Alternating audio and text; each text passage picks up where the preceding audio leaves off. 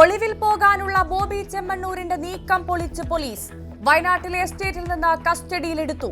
ബോബിയുമായി police കൊച്ചിയിലേക്ക്. തുടർ നടപടികൾ ബോബിയെ കൊച്ചിയിലെത്തിച്ച ശേഷം.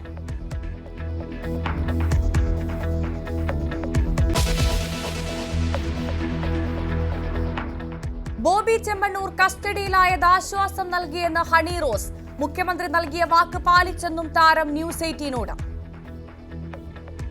എനിക്ക് മുഖ്യമന്ത്രിയുടെ അടുത്ത് സംസാരിക്കണം എന്നതിൽ ഞാൻ ഒരു റിക്വസ്റ്റ് കൊടുത്തിരുന്നു. അദ്ദേഹവുമായിട്ട് സംസാരിക്കാൻ അവസരം കിട്ടി. ഞാൻ എന്റെ ബുദ്ധിമുട്ടുകളെല്ലാം അദ്ദേഹത്തോട് പറയുകയും ചെയ്തിരുന്നു. അദ്ദേഹത്തോടും എനിക്ക് അദ്ദേഹത്തിന്റെ ഭാഗത്തു നിന്ന് തീർച്ചയായിട്ടും വേണ്ട നടപടി സ്വീകരിക്കും എന്നുള്ള ഒരു വാക്കും കിട്ടിയിരുന്നു.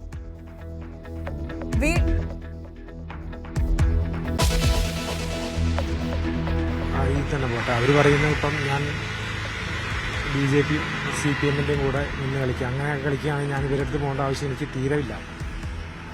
അവരുടെ അടുത്ത് പോയാൽ മതി. അവരുടെ അടുത്ത് പോയിരുന്നെങ്കിൽ ഇപ്പം ഞാൻ ഇങ്ങനെ പോയി ഇതാക്കേണ്ട ആവശ്യം എനിക്കില്ലായിരുന്നു. VD സതീശന്റെ ആരോപണം തള്ളി വയനാട് DCC ട്രഷറർ NM വിജയന്റെ കുടുംബം. വിജയൻ പാർട്ടിക്ക് വേണ്ടിയാണ് സാമ്പത്തിക ബാധ്യത ഉണ്ടാക്കിയതെന്ന് മകൻ വിജേഷ് ന്യൂസ് 18നോട്. പരാതികൾ പരിശോധിക്കാൻ KPCC സമിതി വയനാട്ടിൽ.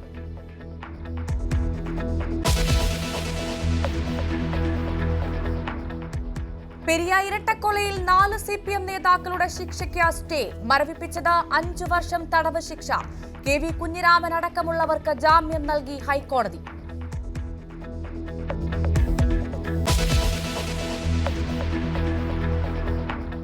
പത്മനാഭസ്വാമി ക്ഷേത്രത്തിൽ ചുരിദാറിട്ടവരെ പ്രവേശിപ്പിക്കണമെന്ന ആവശ്യം ചർച്ചയാകുന്നു. സ്വാമി സച്ചിദാനന്ദയുടെ വാദം വ്യക്തിപരമെന്ന കർമ്മചാരി സംഘം. ചർച്ചകൾ ഹൈക്കോടതി വിധി പരിഗണിക്കാതെയെന്നും അഭിപ്രായം.